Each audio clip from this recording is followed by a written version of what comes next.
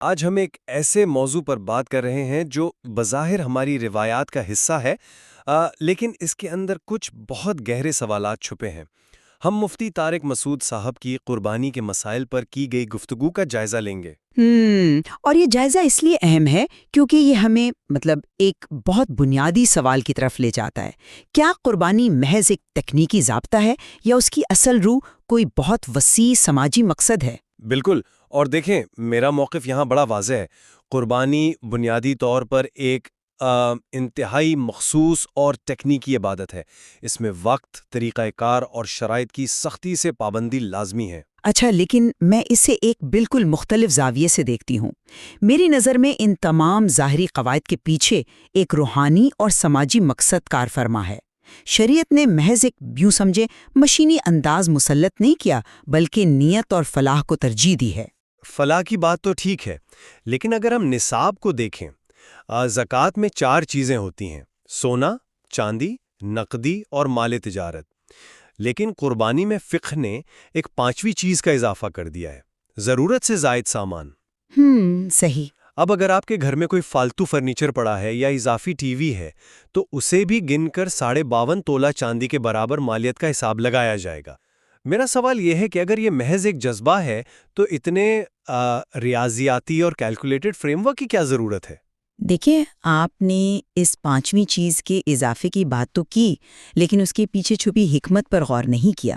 زکوٰۃ آپ کے بڑھنے والے مال کی صفائی ہے، جبکہ قربانی معاشرے میں خوشی اور خوراک کا ایک سالانہ انجیکشن ہے۔ ایک منٹ، تو آپ کہہ رہی ہیں کہ یہ کیلکولیشن جان بوجھ کر سماجی مقصد کے لیے کی گئی ہیں؟ بالکل، ضرورت سے زائد سامان کو شامل کرنے کا اصل مقصد ہی دائرے کو وسیع کرنا تھا، تاکہ زیادہ سے زیادہ لوگ اس خیر کا حصہ بن سکیں۔ یہ سختی لوگوں کو مشکل میں ڈالنے کے لیے نہیں ہے، بلکہ متوسط طبقے کو بھی اس عمل میں شامل کرنے کے لیے ہے۔ چلیں، میں مان لیتا ہوں کہ دائرہ وسیع ہوتا ہے، لیکن ذرا جانوروں کی شرائط پر آئیں۔ اونٹ کا پورے 5 سال کا ہونا لازمی ہے، گائے 2 سال کی، بکرا 1 سال کا۔ عمر کی حد تو ہے۔ صرف حد نہیں ہے، بلکہ ایوب کے معاملے میں تو لکیر بالکل سیدھی ہے۔ اگر کان یا دم آدھے سے زیادہ کٹی ہوئی ہے یا جانور اتنا لنگڑا ہے کہ چل کر قربان گاہ تک نہیں جا سکتا تو قربانی ناجائز ہے۔ یہ ایک ظاہری کمال کی یعنی پرفیکشن کی ڈیمانڈ ہے۔ آپ اسے محض سماجی شمولیت کہہ کر نظر انداز نہیں کر سکتی۔ اچھا، ذرا رکیے، آپ یہاں ایک چیز کو نظر انداز کر رہی ہیں۔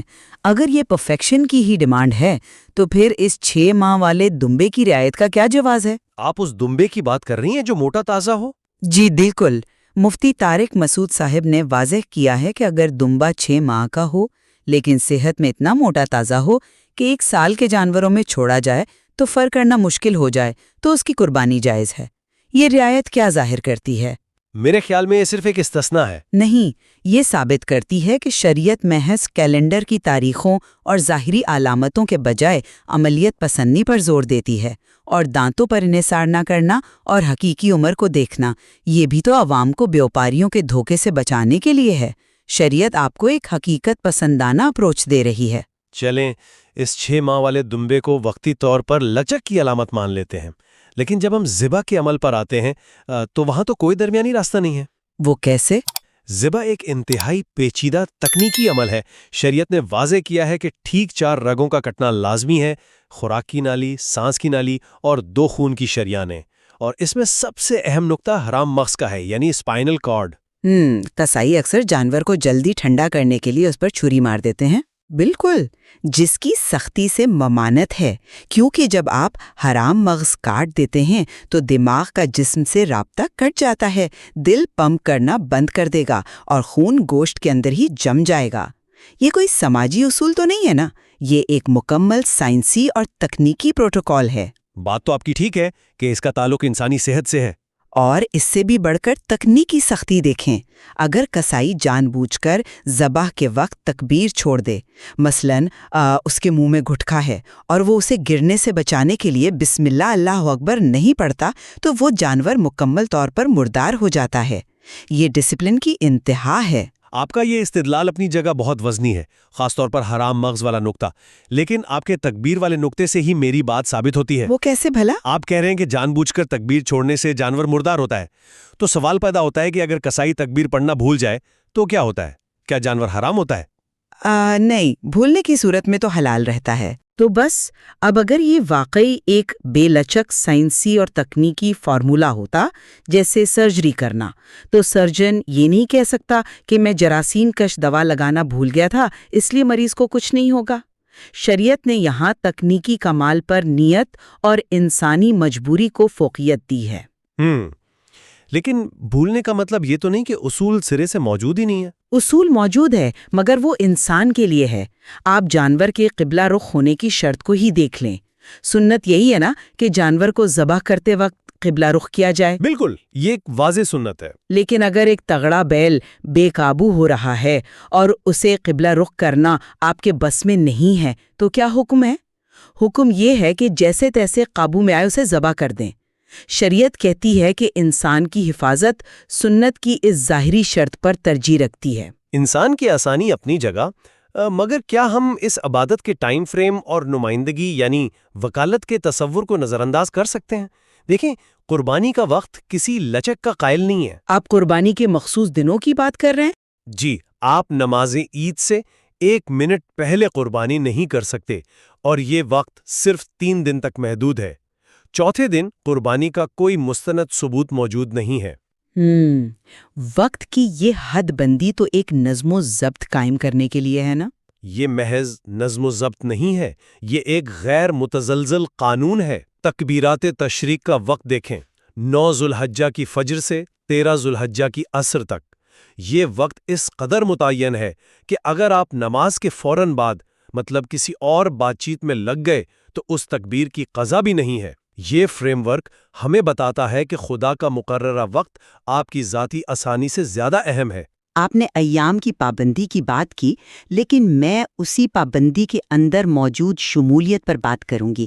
آپ تکبیرات تشریق کی مثال لائے ہیں، فقہ حنفی میں صاحبین کا فتویٰ کیا ہے اس بارے میں؟ صاحبین یعنی امام ابو یوسف اور امام محمد؟ بالکل۔ ان کا فتویٰ یہ ہے کہ تکبیرات تشریق صرف شہر کے ان مردوں پر واجب نہیں جو باجماعت نماز پڑھتے ہیں، بلکہ دیہاتیوں، تنہا نماز پڑھنے والوں اور خواتین پر بھی واجب ہے، اگرچہ خواتین آہستہ آواز میں پڑھیں گی۔ یا اس لیے نہیں کہ وہ لوگوں پر ایک بوجھ ڈالنا چاہتے تھے، بلکہ اس لیے کہ وہ پورے معاشرے کو، یعنی شہر، گاؤں، مرد، عورت، سب کو ایک اجتماعی روحانی شعار کا حصہ بنانا چاہتے تھے۔ چلیں، میں سماجی وسعت کو مان لیتا ہوں، لیکن نمائندگی یا وکالت کے تصور میں آپ کس طرح منطق ڈھونڈتی ہیں؟ ایک گائے میں 7 حصے ہوتے ہیں۔ وکیل کو یعنی جو قربانی کر رہا ہے، کم از کم یہ تو معلوم ہونا چاہیے کہ وہ کس کے نام کی قربانی کر رہا ہے۔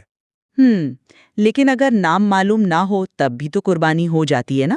جی، میرے موقف کے مطابق تو نام معلوم نہ ہونا بھی چل جاتا ہے، اور یہی تو اس کا تکنیکی پہلو ہے۔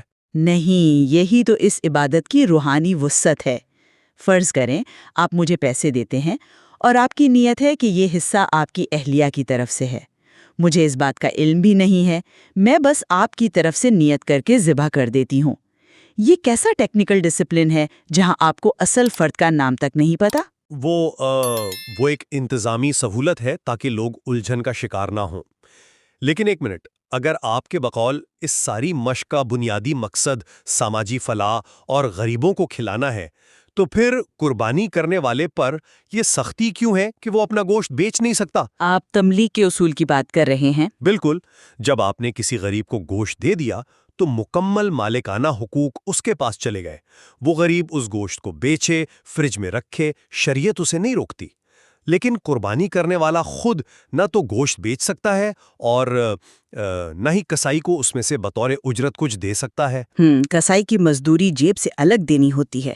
جی، اگر یہ محض ایک سماجی لین دین یا خوراک کی تقسیم ہوتی تو گوشت کو بطور کرنسی استعمال کرنے میں کیا حرج تھا؟ یہ پابندی اس عمل کی خالص عبادتی اور غیر تجارتی حیثیت کو واضح کرتی ہے۔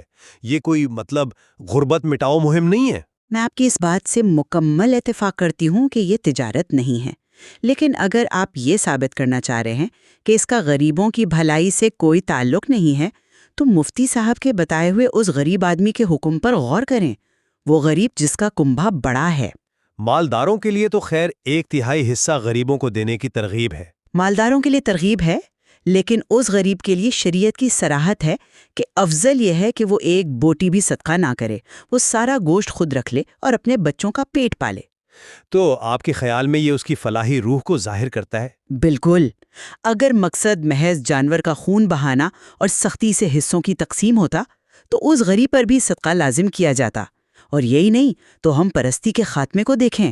معاشرے میں صدقے کے بکرے کا ایک عجیب تصور ہے کہ محض خون بہانے سے بلائیں ٹل جائیں گی۔ اسلام اس کی سختی سے نفی کرتا ہے۔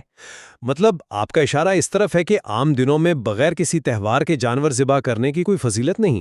جی، مفتی صاحب صراحت سے بتاتے ہیں کہ اگر کسی پر کوئی مصیبت آئی ہے تو بلائیں ٹالنے کے لیے غریب کو راشن یا دوائیاں دینا بلا وجہ جانور کاٹنے سے بدرجہ بہتر ہے، کیونکہ قربانی کا مقصد اندھی تقلید میں خون بہانا نہیں ہے۔